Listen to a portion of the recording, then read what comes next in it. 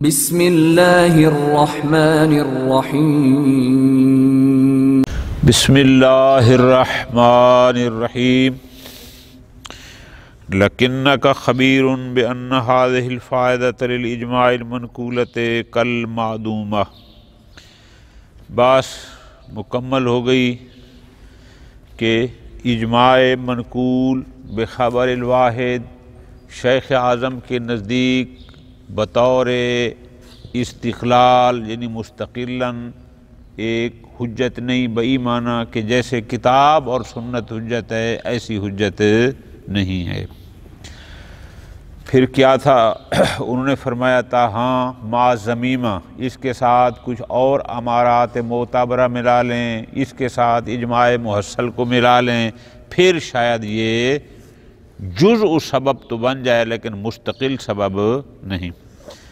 پھر اس کے بعد محقق تستری رحمۃ اللہ علیہ کی عبارت کو تفصیل کے ساتھ نقل کیا۔ کل آخری سطروں پر ہم یہ پہنچے تھے جن میں ان کے الفاظ اپنے وہ یہ تھے کہ فالاحتیاج الیہ مختص بقلیل من المسائل بالنسبت الی قلیل من العلماء، بہت ہی کم مسائل میں اس کی ضرورت پیش آتی ہے اور بہت کم اور نادر علماء ہیں کہ جو اس سے استناد کرتے ہیں یا نقل کیا ہے۔ شیخ اعظم رحمۃ اللہ علیہ انہی ساری باتوں کو آج دوسرے الفاظ میں دہرا رہے ہیں جو آپ پہلے پڑھ چکے ہیں۔ فرماتے ہیں اس اجماع منقول کا یہ فائدہ کالمعدومہ، چاہے وہ فائدہ ہو جو محقق تستری نقل کیا کہ بہت قلیل مسائل میں اور بہت کم لوگوں کو اس کی ضرورت پیش آتی ہے تو بھی وہ جو النادر و کالمعدوم، یا جو ہم نے کہا ہے کہ جب تک اس کے ساتھ اجماع محصل نہ ہو، جب تک اس کے ساتھ امارات معتبرہ دیگر نہ ہوں، آز خود یہ حجت نہیں ہے بطور مستقل دلیل۔ کیوں؟ اس لیے توجہ کرنا میری جان، اس لیے کہ علماء امامیہ کے نزدیک معیار حجیت ہے قول معصوم، وہ اتفاق وہ اجماع حجت ہوگا جو مشتمل علی قول المعصوم ہو۔ یہ بزرگان جب نقل اجماع کرتے ہیں، توجہ کرنا، اگرچہ اس نقل میں شیخ اعظم کے وہی الفاظ ہیں آج دوبارہ دہرا رہے ہیں کہ اگرچہ ظہور اس میں ہوتا ہے کہ جب وہ کہتے ہیں کہ ھذا الحکم ھکذا اجماعاً، تو ظہور تو اس میں ہے کہ لگتا ہے کہ انہوں نے تمام زمانوں کے، تمام علاقوں کے، تمام علماء کے اتفاق کو دیکھا ہے تو جا کر دعوی اجماع کر رہے ہیں۔ لیکن شیخ اعظم فرماتے ہیں یہ بات طے شدہ ہے کہ عقل اس بات کو تسلیم نہیں کرتا کہ تمام زمانوں کے ہر علاقے میں رہنے والے ہر بندے کے فتوے کو اس نے دیکھا ہو، حتیٰ کہ ایک ہی زمانے میں رہنے والے بھی تمام علماء کے فتاویٰ کو اور اقوال کو دیکھنا، تب تحقیق کرنا، یہ بھی عادتاً مشکل ہے۔ تو پھر ہم نے کہا تھا زیادہ سے زیادہ یہ ہے جو ممکن ہے کہ انہوں نے مشہور فقہا کے نظریات کو دیکھا ہو یا ان فقہا کو جن کی کتب فتاویٰ پر مشتمل میسر ہیں، اس حد تک انہوں نے دیکھا ہو اور دعویٰ اجماع کیا ہو۔ تو ہم نے کہا تھا کہ اس حد تک کا دعویٰ عادتاً مستلزم قول معصوم نہیں ہے کہ ایک زمانے کے 10 بندوں نے کتابیں لکھی ہیں، انہوں نے اس کتابوں کو دیکھا اور اس پر دیکھ کے دعویٰ اجماع کر دیا۔ 10 بندوں کے کہنے سے تو یہ لازم نہیں آتا عادتاً کہ یقیناً قول معصوم بھی اس میں شامل ہے، جب تک کہ وہ اپنی تحقیق نہ کرے۔ ہاں زیادہ سے زیادہ اس میں یہ ہے چونکہ ناقل اجماع مخبر عادل ہوتا ہے، اور ادھر ہم کہتے ہیں کہ جب مخبر عادل ہو، خبر حصی ہو، تو اس خبر وہ تمہارے لیے حجت ہوتی ہے۔ تو ہم اس کو پہلے بھی بیان کر چکے ہیں، اب دوبارہ وہی بات کر رہے ہیں۔ اس حد تک ہم کہیں گے چونکہ شیخ طوسی رحمۃ اللہ علیہ دعوی اجماع کر رہے ہیں تو ہم کہیں گے چونکہ شیخ طوسی شخص عادل ہے اور انشاءاللہ انہوں نے حسن اتفاق دیکھا ہوگا علماء عصر کا یا معروفین کا، لہذا ان کا اتفاق اس شخص عادل کی خبر سے لے لیتے ہیں اور اس کے بعد کے لوگوں کے اتفاق کو ہم خود حاصل کر لیتے ہیں۔ جب ان دونوں کو ملائیں گے، جب ملانے کے بعد اب اگر یہ عادتاً مستلزم شمولیت قول معصوم ہو گئے تو وہ اجماع منقول بھی کارآمد ہوگا اور حجیت میں کردار ادا کرے گا، لیکن اگر پھر بھی پورے نہ اترے تو پھر وہ کسی کام کا نہیں ہے۔ ٹھیک ہے جی، لہٰذا خلاصہ یہ ہوا، باقی سارا ترجمہ آج بات نہیں کی شیخ عالم نے، خلاصہ یہی ہے کہ آپ نے جو سطریں یاد کرنی ہیں وہ صرف اتنی ہیں کہ شیخ اعظم کے نزدیک اجماع منقول بخبر الواحد مستقلاً حجت نہیں ہے۔ ایک سطر ہو گئی۔ شیخ اعظم کے نزدیک اجماع منقول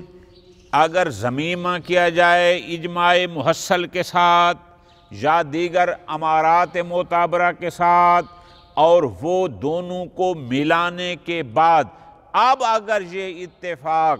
عادتاً مستلزم قول معصوم یا مستلزم وجود دلیل معتبر ہو تو پھر اس حد تک ہم اس اجماع کو قبول کرنے کو تیار ہیں۔ لیکن اگر ہم اس اجماع کو اس محصل کے ساتھ ملاتے بھی ہیں لیکن پھر بھی وہ اس معیار کا نہیں ہے کہ عادتاً مستلزم قول معصوم ہو تو پھر بھی وہ کوئی حجت نہیں ہے۔ خلاصہ یہی کوئی 3 سطریں تھیں۔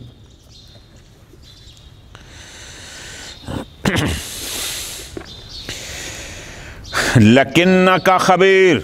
محقق تستری رحمۃ اللہ علیہ کی پوری عبارت نقل کرنے کے بعد فرماتے ہیں بِأَنَّ هَذِهِ الْفَائِدَةَ،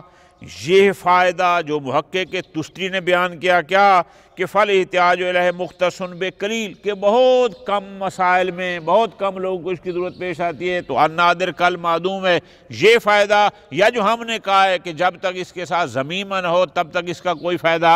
فرماتے ہیں یہ فائدہ اجماع منقول کا کل معدومت ہے بھی صحیح تو یہ کل عدم ہے، گویا یہ فائدہ کوئی فائدہ نہ ہوا۔ کیوں؟ فرماتے ہیں اس لیے لِأَنَّ الْقَدْرَ الثَّابِتَ مِنَ الْإِتِّفَاقِ بِإِخْبَارِ النَّاقِلِ الْمُسْتَنِدِ إِلَىٰ حِصِّ، ناقل اجماع نے جو بذریعہ اجماع اتفاق علماء کی خبر دی ہے تو یقیناً یہ اتفاق الکل فی جمیل امثار والآثار تو ہے نہیں، زیادہ سے زیادہ اس نے خبر دی ہے کہ ایک زمانے کے مشہور لوگوں کا اس پر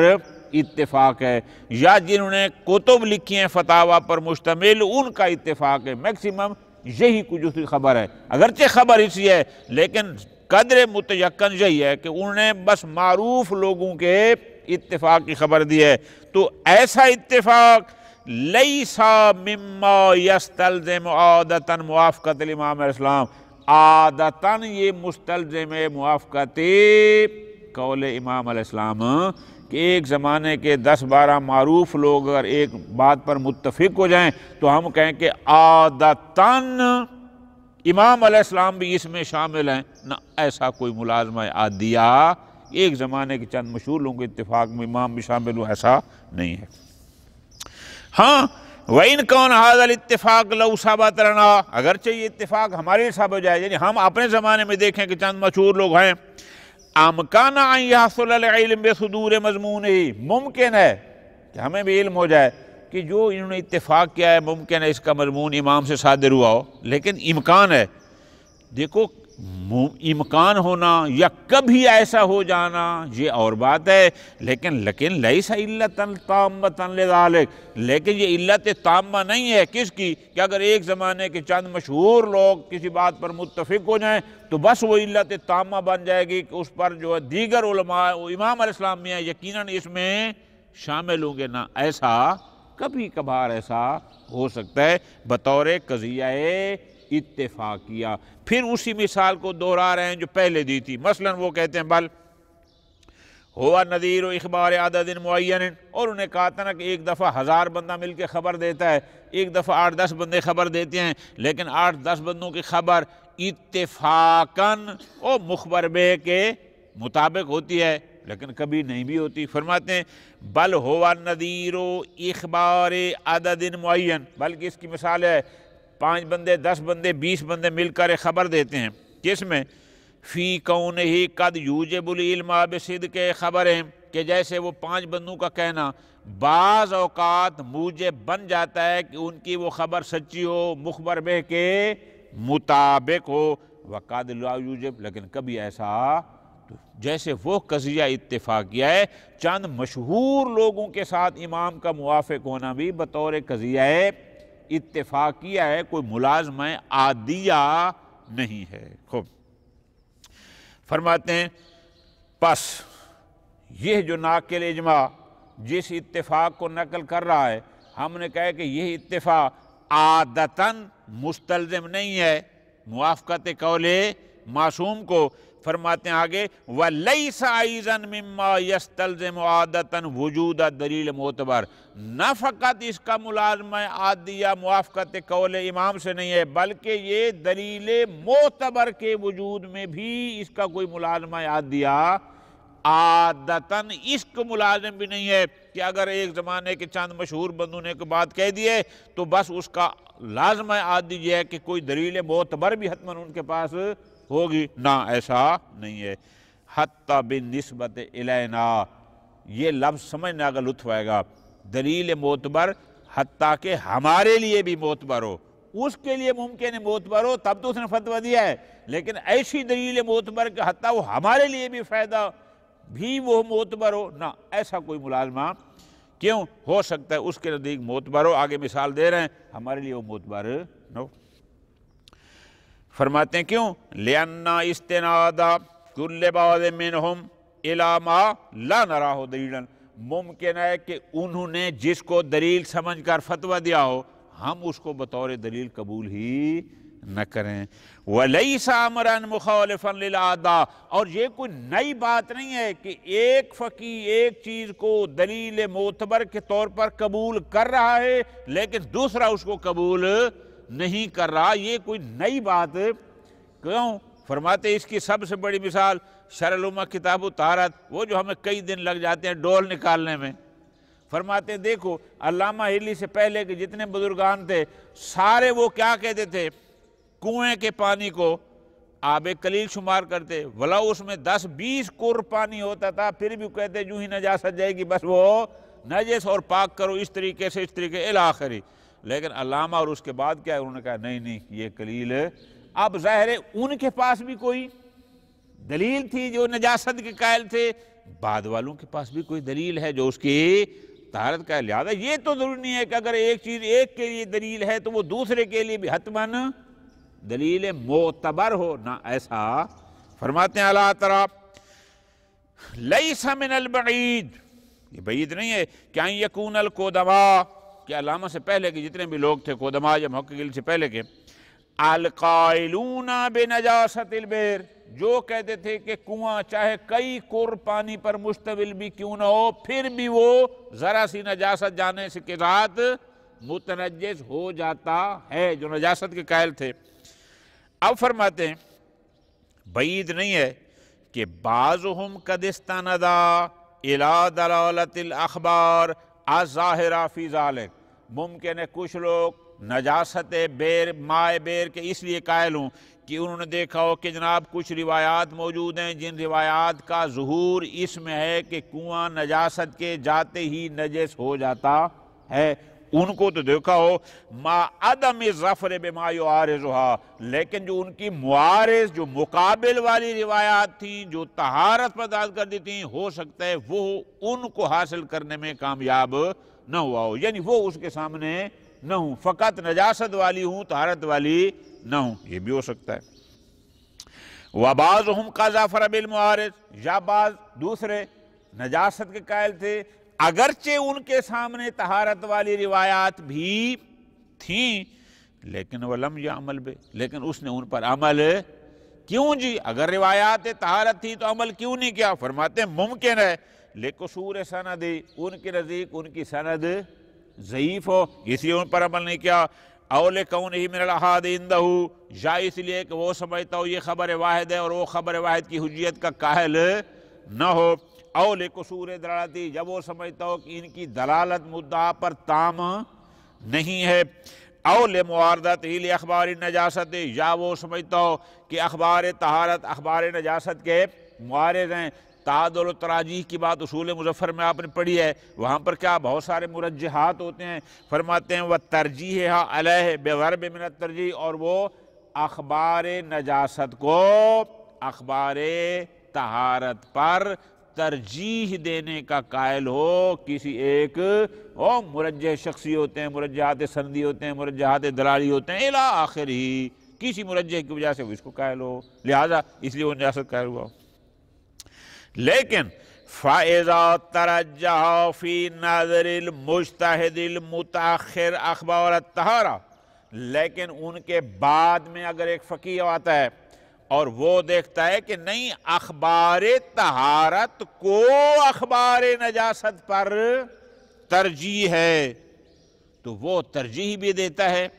طہارت کا قائل بھی ہو جاتا ہے۔ فَلَا يَضُرُّهُ اتفاق القدماء علی النجاسہ، اور وہ اس کی پرواہ نہیں کرتا کہ قدماء تو سارے نجاست قائل تھے، اب میں کیسے اخبار طہارت کی بنیاد پر طہارت فتح دوں؟ نہ، وہ اس کی پرواہ کیوں؟ وہ ان کے لیے دلیل تھی، اس کے لیے وہ دلیل معتبر، یہ جس کو معتبر سمجھتا ہے یہ اس کی بنیاد پر فتویٰ دیتا ہے۔ لہذا اگر قدماء کا اتفاق تھا بھی صحیح تو اس کے لیے کوئی فرق نہیں پڑتا۔ المستند الی الامور المختلفۃ المذکورہ، جو ہم نے پیچھے بیان کیے۔ خوب، پھر خلاصہ الانصاف، پوری تحقیق اور جستجو کے بعد فرماتے انصاف کیا ہے کہ بعد التأمل، ہم نے پوری اس اجماع منقول بخبر بعد میں پوری دقت کی، ہر پہلو سے اس کا جائزہ لیا۔ وَتَرْكِ الْمُسَامَحَةِ بِإِبْرَادِ الْمَذْنُونِ بِصُورَةِ الْقَطْعِ كَمَا هُوَ مُتَعَارَفُ مُحَسِّلِي عَصْرِنَا۔ شیخ عالم فرماتے ہیں جیسے ہمارے زمانے کے بعض بزرگان ایسے ہیں کہ وہ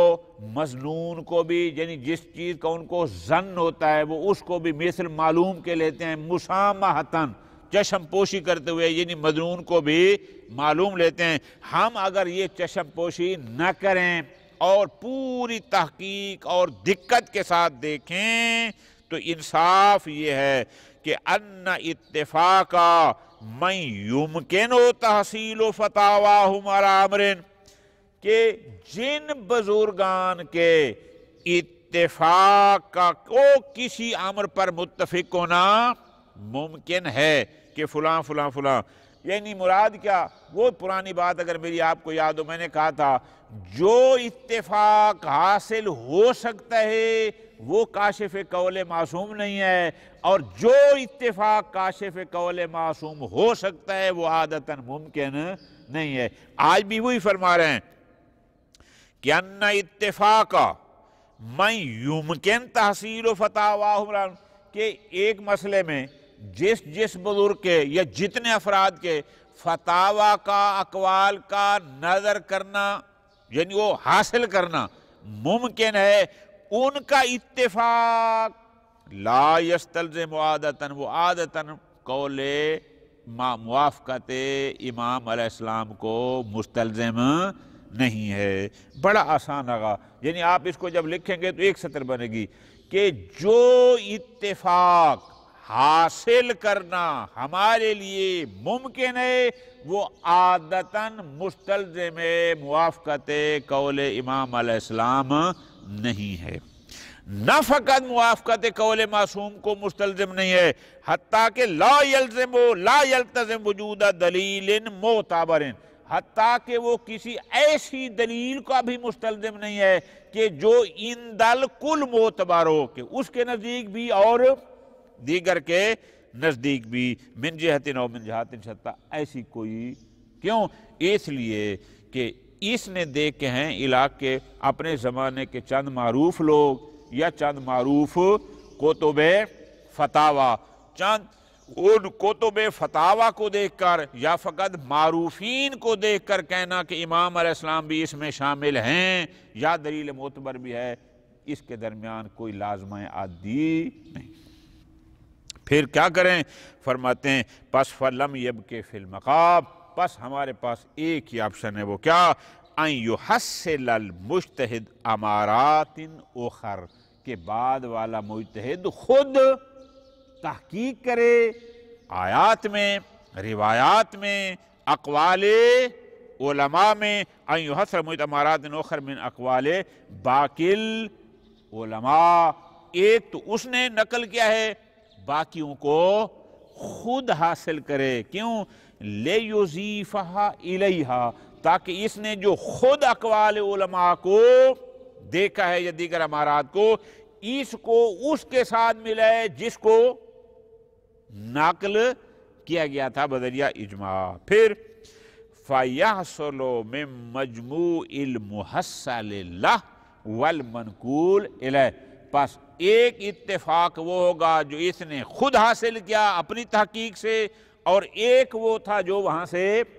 نقل ہو کر آیا۔ تو اب یہ جو مجموع ہے، الذی فرض بحکم المحصل من حیث وجوب العمل بہ، کیوں؟ چونکہ منقول الیہ کو کیوں لے رہے ہیں؟ وہ اس لیے لے رہے ہیں، توجہ آقا جان، منقول کو اس لیے لے رہے ہیں چونکہ مخبر عادل ہے، اور خبر عادل حجت ہے، صدق العادلہ، اس بنیاد پر ہم لے، چونکہ اتفاق کی خبر دینے والا ہے شیخ طوسی، مخبر ہے عادل، تو اس بنیاد پر اس کو لے رہے ہیں چونکہ خبر عادل ہے، اور ادھر سے اس نے خود تحقیق کی، اس منقول اور محصل کو جب ملائے گا تو اس سے کیا حاصل ہوگا؟ یاسلو کا فائل یہ آ رہا ہے، فیاسلو القطع، اس کو قطع یقین حاصل جائے گا، فی مرحلت ظاہر باللازم، کس کی؟ لازم کی، کہ پس شیخ طوسی سے زمانے کے لوگ بقول شیخ طوسی کے سارے اس حکم پر متفق تھے، شیخ طوسی سے لے کر آج تک اس پر میں نے خود تحقیق کی، وہ بھی سارے، جب اتنے سارے لوگ سارے متفق ہیں، اس کو یقین ہو جائے گا لازم کا۔ وہ لازم کیا ہے؟ لازم یہ ہے کہ اس میں قول معصوم بھی شامل ہے یا کوئی دلیل معتبر اس میں موجود ہے۔ وہ لازم کیا ہے؟ ہوا قول الامام علیہ السلام او وجود دلیل معتبر الذی هو ایضا، اگرچہ وہ دلیل عام معتبر کا رجوع بھی بالآخر حکم ہے، جو دلیل ہوگی وہ دلیل بھی بالآخر آئی تو شارع کی طرف سے ہوگی نا، امام علیہ السلام معصوم سے ہی آئی ہوگی، لہذا بہذا الحکم ظاہری خوب او وجود دلیل معتبر، یا اس کو قطع حاصل جائے گی لازم کی۔ وہ لازم کیا ہے؟ یا قول معصوم یا دلیل معتبر، الذی هو ایضا، وہ دلیل معتبر بھی پھی یرجع الی حکم الامام، وہ بھی بالآخر پلٹ ادھر حکم امام کی طرف جاتے، کیا کہ امام نے حکم دیا تھا بہذا الحکم ظاہری، اس حکم دلیل ظنی سے جو حکم ہوتا ہے وہ حکم ظاہری ہوتا ہے۔ خوب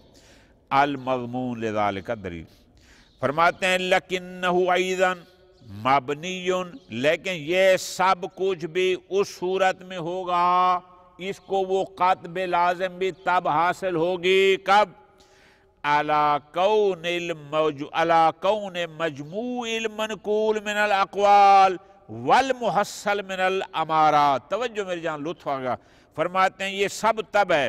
کہ جو اقوال منقول تھے وہ، اور جو اس نے امارات خود حاصل کیے ہیں، اگر یہ ساری مل کر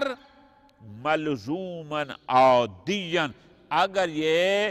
ملزوم عادی ہوں قولے، یعنی ان کو ملا کر اگر ملازمہ عادیہ بے موافقت قول الامام علیہ السلام حاصل ہو یا دلیل معتبر کے وجود کا، تو پھر یہ کارآمد ہے، وَإِلَّا، لیکن اگر ان کو ملا کر بھی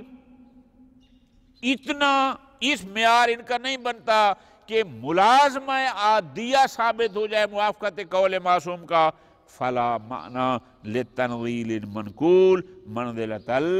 فرماتے ہیں پھر اس منقول کو بمنزلہ محصل کے ہم وہ نازل قرار نہیں دیں گے، یعنی وہ ہے کہ وہ منقول کوئی اہمیت ہی نہیں ہوگی، اس لیے کہ منقول کی اہمیت تب بنتی تھی کہ اگر محصل کے ساتھ مل کر ان کا معیار ایسا ہو جائے کہ لازمہ عادیہ ثابت ہو جائے، کس سے؟ موافقت قول معصوم کا۔ لیکن اگر مل کر بھی وہ لازمہ عادیہ ثابت نہیں ہو سکتا موافقت، فرماتے ہیں پھر ہم اس منقول کو بھی منزل محصل کے نہیں لیں گے۔ خوب، پس وَمَنْ ذَلِكَ وَهَرْ، فرماتے ہیں اب بات کلیئر ہو گئی کہ اجماع منقول جو کبھی کبھار نقل سبب یا حجیت میں کارآمد ہوتا ہے، کب؟ جب محصل کو ساتھ ملائیں اور ساتھ ملانے کے بعد پھر اس کا معیار اتنا ہو کہ لازمہ عادیہ ہو تو جا کر۔ اب فرماتے ہیں اس کا مطلب یہ کہ انما ذکرہ ھذا البعض، یہ جو محقق تستی نے فرمایا تھا لیس تفصیلا فی مسئلۃ حجیت الاجماع منقول، لطف لینا، انہوں نے کیا کہا تھا؟ فالاحتیاج الیہ مختص بقلیل من المسائل، کوئی یہ نہ سمجھے کہ محقق تستی چلو سب میں نہ صحیح، بہت تھوڑے اور نادر مسائل میں بھی اجماع کو بطور دلیل مستقل مانتے ہیں اور اکثر میں نہیں مانتے۔ نہ، اس اشتباہ کا شکار محقق تستی کوئی تفصیل کے قائل نہیں ہے کہ بعض مقامات پر اجماع منقول حجت ہو اور بعض پر نہ، ایسا نہیں ہے۔ وَلَا قَوْلًا بِحُجِّيَّتِهِ فِي الْجُمْلَةِ، اور نہ ہی وہ اجماع منقول من حیث اجماع منقول فی الجملہ حجیت کے قائل ہیں، ایسا بھی نہیں ہے، بلکہ انما یرجع محصلہ الی، بلکہ جو کچھ انہوں نے فرمایا اس کا جو نتیجہ ہمارے سامنے ہے وہ یہ ہے کہ وہ یہ فرمانا چاہتے ہیں کہ ان الحاکی للاجماع، جو بزرگ بھی، وہ شیخ طوسی ہوں یا کوئی اور بزرگ، جو بزرگ بھی حاکی اجماع ہوتا ہے، جو بزرگ بھی نقل اجماع کرتا ہے، یصدق فیما یخبرہ عن حس، ہم اس کی تصدیق کریں گے کہاں؟ جہاں اس کی خبر حصی ہوگی، یعنی بطور خبر عادل اس کو لیں گے، نہ کہ اس لحاظ سے چونکہ وہ اجماع ہے، اجماع من حیث الاجماع نہ، اس لیے تصدیق کریں گے چونکہ وہ عادل ہے اور خبر اس کی حصی ہے۔ خوب، اب فَإِنْ فُرِضَ كَوْنُ مَا يُخْبِرُ عَنْ حِصِّهِ، اب ہم دیکھتے ہیں کہ ایک شخص عادل جب ایک خبر دے رہا ہے اور خبر بھی اس کی خبر حصی ہے، پس اگر اس کی خبر حصی ملازماً لحضور الحکمی، اگر وہ خبر حصی بنفسہ ہی یا بضمیمۃ الامارات، اگر اس کی خبر حصی ملازم ہو کس کے؟ کہ انشاءاللہ شارع کی طرف سے حکم واقعی یہی صادر ہوا ہے جو یہ خبر، اگر اس کی خبر ملازم ہو صدور حکم واقعی کو یا مدلول دلیل معتبر کو عند الکل، سب کے نزدیک اگر خبر کا معیار ایسا ہے کانت حکایتہ حجہ، تو اس کی وہ حکایت اور وہ خبر اس بنیاد پر حجت ہوگی، چونکہ خبر اس کی حصی ہے اور ایسی خبر حصی ملازم ہوتی ہے کہ حکم واقعی شارع کی طرف سے یہی تھا، یا ملازم ہوتی ہے اس بات کو کہ دلیل معتبر کا مدلول یہی ہے جو یہ بیان کر رہا ہے، پھر تو ہوگا حجت۔ کیوں؟ عموم ادلت حجیت الخبر، انشاءاللہ آگے ہم بحث پڑھیں گے کہ خبر واحد کی حجیت میں تو وہاں پر کیا کہیں گے کہ خبر واحد حجت ہے محسوسات میں، فقط احکام شریعہ کی بات، خبر واحد عادل جب حصی ہوگی تو وہ حجت ہے، اور اس میں یہ نہیں ہے کہ وہ فقط احکام شریعہ ہوں یا غیر احکام شریعہ۔ وَإِلَّا فَلَا، فرماتے ہیں وَهَذَا يَقُولُ بِهِ كُلُّ مَنْ يَقُولُ بِحُجِّيَّةِ الْخَبَرِ فِي الْجُمْلَةِ، اور یہ نظریہ فقط محقق تستی کا نہیں، وہ تمام لوگ جو خبر واحد کی حجیت کے فی الجملہ قائل ہیں سارے یہی کہتے ہیں، اور فقط بات اجماع کی نہیں ہے، فقط اعترف بجریان ہے کہ اگر کوئی نقل شہرت کرتا ہے تو بھی ہم ناقل کی اس بات کو قبول کرتے ہیں، اس لیے چونکہ مخبر عادل ہے، یا وہ کسی بزرگ کے فتویٰ کو نقل کرتا ہے تو بھی ہم اس کی بات کو اس لیے لیتے ہیں چونکہ مخبر عادل ہے اور خبر اس کی حصی ہے، اس عنوان سے اس کو لیتے ہیں۔ وصلی اللہ علی محمد وآلہ محمد۔